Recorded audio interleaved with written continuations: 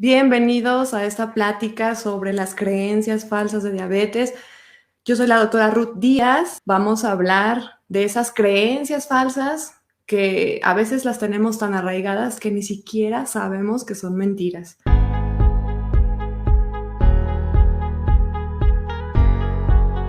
Pues miren, les voy a hablar de 7 creencias específicamente, 7 mentiras que escucho recurrentemente en la consulta y que vale la pena quitarnos ya esas ideas. ¿Qué es la diabetes? Ese es nuestro punto número 1 del día de hoy. Y así ustedes mismos van a poder entender por qué estas creencias son falsas. Resulta que la glucosa está mal llamada azúcar, en general lo correcto es glucosa. La glucosa es el combustible de nuestro cuerpo, es la gasolina. Para caminar, para pensar, para movernos, es necesario tenerla. Por eso es que el cuerpo es muy inteligente y nos lo pide a manera de hambre. Comemos, esa glucosa se absorbe hacia la sangre y de la sangre se reparte a donde se necesita, ya sea al cerebro, a los brazos, a los músculos, etc. El problema cuando alguien tiene diabetes es que no aprovecha bien esa glucosa. ¿Pero por qué sucede esto? Vamos al ejemplo del automóvil. Resulta que de nada sirve que tú traigas gasolina si, por ejemplo, la trajeras en galones en el asiento trasero de tu coche. ¿Qué pasaría? Oye, doctora, pero sí, tengo mucha gasolina. Sí, pero ¿de qué nos sirve si la traes en el asiento trasero? No está donde debe de estar en el tanque de gasolina.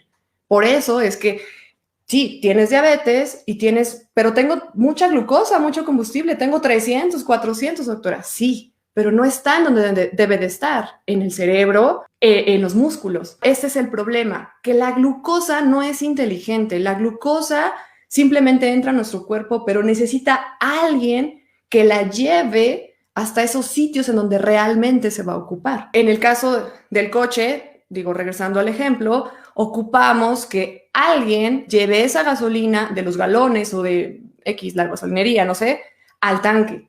En este caso, la sustancia que ayuda a que la glucosa llegue a esos lugares es la insulina. La insulina toma de la mano a la glucosa y la lleva al músculo, ahí para que se ocupe. El problema con la diabetes es que esa insulina está disminuida porque nuestro páncreas, el órgano en donde se produce la insulina, no está funcionando adecuadamente.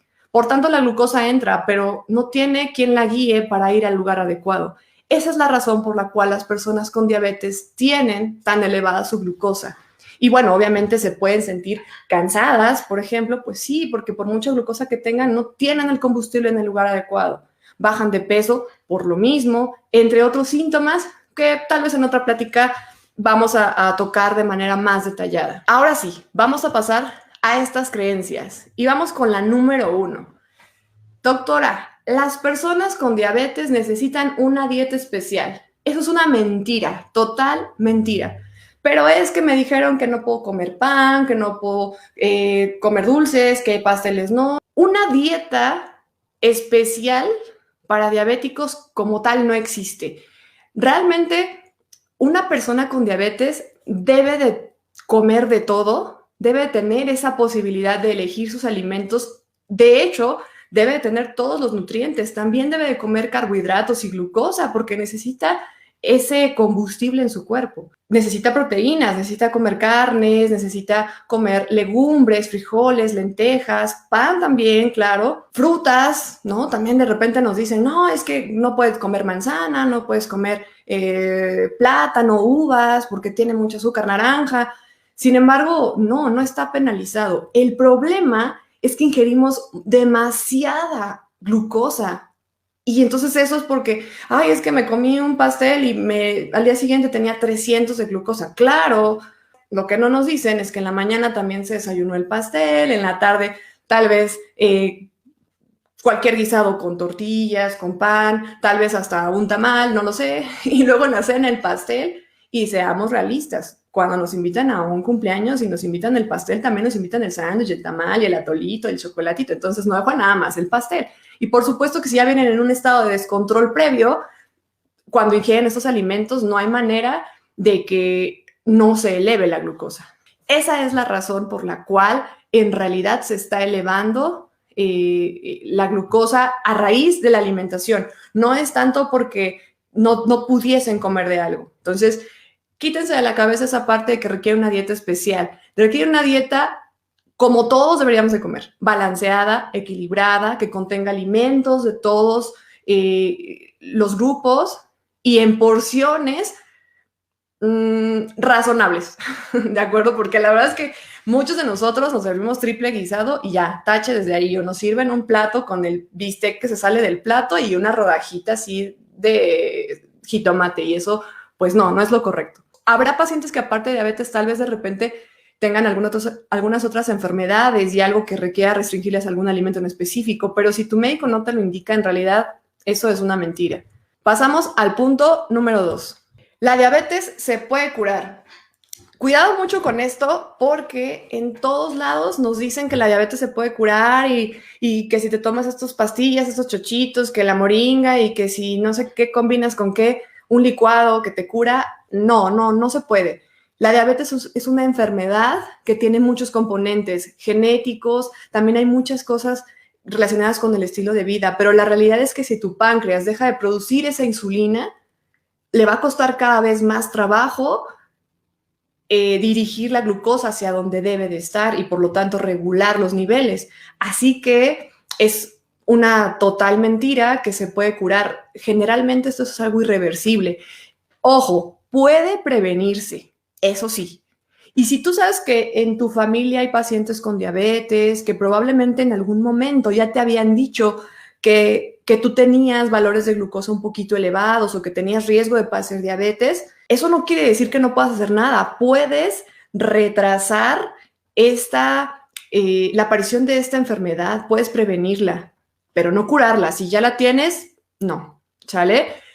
Lo único que se puede hacer es implementar medidas y tratamientos para que empiecen a tener la vida lo más apegada a lo normal posible, sin que necesariamente tengan que sentirse que todo el tiempo están enfermos o tomando 10,000 medicamentos. Pasamos al punto número 3. La insulina afecta la vista.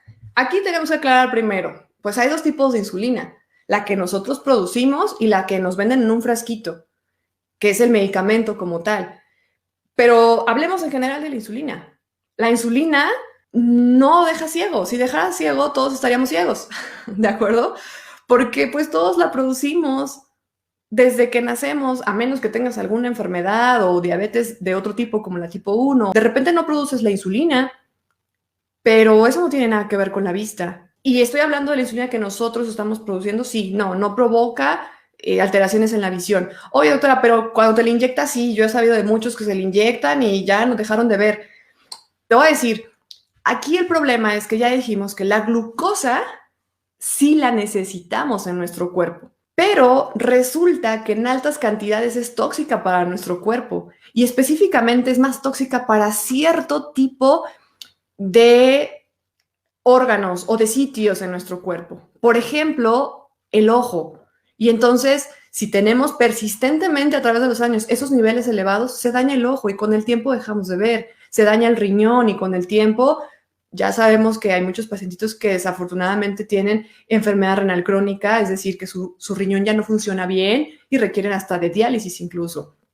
También puede dañarse ciertos mecanismos, por ejemplo, en los pies, que conocemos también lo que es el pie diabético y esta enfermedad que de repente se torna bastante complicada y difícil para los pacientes. Pero, vamos, esto es algo ocasionado por la glucosa elevada, porque sí la necesitamos, pero elevada es tóxica. A este efecto, de hecho, así se le llama, glucotoxicidad.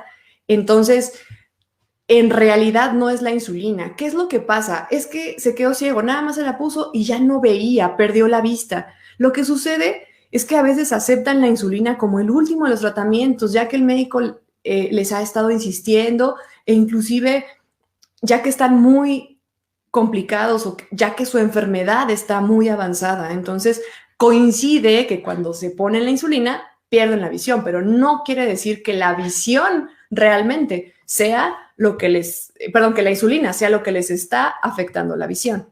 Este es uno de los más sonados. Los sustos y los corajes provocan diabetes. No es cierto. La diabetes no es producida por estos mecanismos, pero les voy a decir qué es lo que pasa. Normalmente es más fácil diagnosticar a los pacientes que tienen diabetes cuando tienen una alza de glucosa bastante abrupta, porque es ahí cuando se empiezan a sentir mal. La diabetes no es como que un día tengas la glucosa normal y al día siguiente amanezcas con la glucosa elevadísima. No realmente. Esto es una enfermedad progresiva. Digamos que a lo largo de los años se empieza a elevar la glucosa y empiezan a tener ciertos cambios en su cuerpo. Entonces, de repente es cuando alguna situación, como por ejemplo un susto, un coraje o algo, hace que esta glucosa se eleve más. Ahora les voy a explicar por qué se eleva. Resulta que ya les comenté que la glucosa es el combustible del cuerpo. Eso ya quedó claro. Pero ¿qué es lo que pasa cuando tenemos sustos o corajes, o algún miedo, o alguna emoción fuerte, o algo de esto? El cuerpo es muy inteligente, entonces ya sabe que cuando nosotros estamos en ese estado de estrés, de espantados o muy enojados por alguna situación, el cuerpo sabe que seguramente esa actitud nos va a tomar o nos va a requerir hacer alguna acción. Como que, por ejemplo, si tenemos mucho miedo, pues tal vez correr, o si pegamos un coraje, pues tal vez también tengamos que defendernos o alguna situación así. Por lo tanto, nuestro cuerpo lo que hace es prepararse ante ese estímulo emocional para dar una respuesta. Por eso es que el cuerpo pone a disposición el mayor combustible posible, es decir, la glucosa. Entonces, si ya traías 200, de repente se te sube más y es como empiezas a sentirte mal y ahora sí, esos niveles elevados te provocan tantos síntomas que te hacen ir al médico y cuando llegas, chin, tiene 350 de glucosa y así fue como me diagnosticaron. Claro, ya la traías alta, ya eras una persona con diabetes desde antes, pero en ese momento con ese estímulo emocional se elevó un poco más y fue cuando te sentiste mal y por eso se te diagnosticó, pero no que realmente el susto o el coraje en ese momento te volvieron una persona con diabetes. Vamos al número 5. Es muy difícil controlar el nivel de glucosa, eso también es muy sonado. Doctora, ya fui con 20 médicos, todos me dieron tratamiento, nadie me lo ha controlado, yo creo que ya me acostumbré, ya llevo 10 años con glucosas altísimas. No es difícil, lo que sucede es que nuestro estilo de vida, y hablo por todos, aunque no tengamos diabetes, ya estamos acostumbrados a un estilo de vida que en realidad no es para nada saludable. No hacemos ejercicio, comemos no tan saludable y no quiere decir que todo el tiempo vamos a estar comiendo ensaladas y cosas así, solo que la mayor parte del tiempo comemos cosas que no deberíamos. Entonces, o bueno, que al menos no deberíamos consumir en tan altas cantidades. Entonces, eso también produce descompensación en el cuerpo y en los individuos que padecen diabetes, pues por eso les cuesta más trabajo ajustarse, pero no es realmente porque sea muy difícil, sino porque controlar la glucosa no es complicado. Lo complicado es adquirir hábitos saludables. Eso es lo difícil. Y a veces no estamos dispuestos a hacerlo. Sí, suena muy rudo tal vez, pero es la verdad. Queremos que nos controle la receta y tomarme una pastilla en la mañana, pero no estamos dispuestos a dejar la pizza del domingo. No estamos dispuestos a dejar de comernos 3 panes con nuestro café con piloncillo. Y digo, qué rico, pero vamos, no es del diario. Complicado controlar el nivel de glucosa, no creo. Yo con mis pacientes manejo planes que son muy integrales, no nada más darles una receta, sino orientarlos sobre cómo adquirir nuevos hábitos, cómo cambiar la rutina, y lo hacen y ellos mismos ven que mejoran. Vamos al punto número 6, que dice, la insulina es el último tratamiento que se indica. Yo ya les dije anteriormente que la insulina ya la producimos en nuestro cuerpo y el problema con la diabetes es que se produce de manera menor a la que debería. Sin ser médicos, esto es como cuando se te descompone tu coche. Si se poncha la llanta, ¿qué hay que hacer? Pues cambiarla. Si no tienes anticongelante, ¿qué hay que hacer? Pues ponerle anticongelante. Entonces, si no tienes insulina en tu cuerpo, ¿qué hay que hacer? Pues ponerle insulina. Entonces, quien inventó la insulina, sintetizar una hormona de nuestro cuerpo para ponerla en un frasquito y que tú te la puedas inyectar si tu cuerpo no la produce, eso es medicina, es ciencia, es algo que deberíamos estar agradecidos. No es el último tratamiento, pero ahí les va. Es un tratamiento que sí se tiene que valorar como cualquier pastilla y cualquier fármaco. No todas las personas que tienen diabetes van a llevar insulina en su tratamiento, así como no todas van a llevar ciertos medicamentos. Pero no es el último tratamiento. Puse este punto porque a veces así es como llegan los pacientes y me dicen, uy, no, es que yo creo que ya estoy muy mal porque ya hasta me dieron insulina. No, al contrario, ahora la insulina, si mis pacientes lo necesitan, se las doy lo más temprano posible. Les explico en qué consiste y se las doy lo antes posible. De nada sirve que yo se las dé cuando ya llevan 10 años, 15 años, 30 años descontrolados. La insulina, y esto sí está estudiado, es uno de los medicamentos que mejor controlan a las personas con diabetes. Entonces, si las medidas generales, como por ejemplo tu dieta, tu ejercicio, tu vida saludable y algún medicamento que te dejen no te está funcionando, probablemente la insulina sea uno de los medicamentos que tú requieras. Probablemente, pero siempre hay que consultarlo con tu médico, porque el tratamiento de la diabetes debe de ser personalizado. Todos somos diferentes. Vamos al último punto. La prediabetes no existe. Los pacientes llegan y me dicen, doctora, pues es que yo no sé si tengo diabetes o no, porque a mí me dijeron que mis niveles de glucosa no están tan altos para padecer diabetes, pero tampoco están normales y me dicen que tengo prediabetes, pero no, yo no creo que la prediabetes exista. Yo creo que o tienes diabetes o no tienes diabetes, porque como que o eres o no eres. Entonces, bueno, aquí hay que aclarar. Primer punto, la prediabetes no es una enfermedad.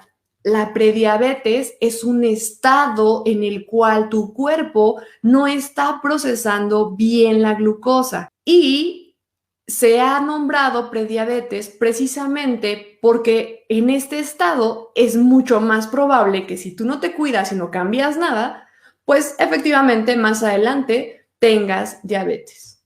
Digamos, es el camino por el cual pasarías antes de padecer diabetes. Expertos le han llamado así prediabetes porque estar en ese rango en el cual no tienes tu glucosa normal, pero tampoco está tan elevada como para clasificar como diabetes, es un estado en el cual tenemos mucho que hacer como médicos, pero también ustedes como pacientes, para prevenir, para cambiar estilo de vida, para que no tengas diabetes en corto plazo, o si, digo, no lo sabemos, el destino no está escrito. Entonces, si lo vas a padecer, si vas a padecer diabetes, pues simplemente retrasar esa aparición de la enfermedad. Y obviamente entre más años tú pases sin ella, pues que mejor. Y obviamente, pues digo, no hay, mejor dicho, ya hay criterios muy bien establecidos sobre quién padece prediabetes, quién diabetes y quién tiene rangos normales en diferentes estudios. Entonces, sí existe la prediabetes y eso significa, así que si alguno de ustedes les dijeron que padece esto o alguno de sus familiares, pues ya sabemos que es un punto en el cual hay mucho que hacer, mucho que cambiar para poder prevenir la diabetes. Pues hasta aquí hemos terminado estos puntos. Quiero compartirles que la diabetes no hay que restarle importancia. A veces yo lo explico de una manera que parezca también amigable y para que quienes lo padecen les sea más sencillo entenderlo. Pero no quiero restarle esa importancia a la enfermedad. La diabetes es una de las enfermedades que más se presentan no solo en México, sino en el mundo. También llama mucho la atención porque es una de las enfermedades que pueden ser prevenibles y aún así se presenta demasiado. Yo siempre les comento que en realidad, por más crudo que suene, por más cruel, pero a mí me gusta hablarles con la verdad. La diabetes, chicos, la diabetes no mata. Matan las complicaciones por no tener la glucosa en control. Realmente el problema es que la glucosa esté elevada.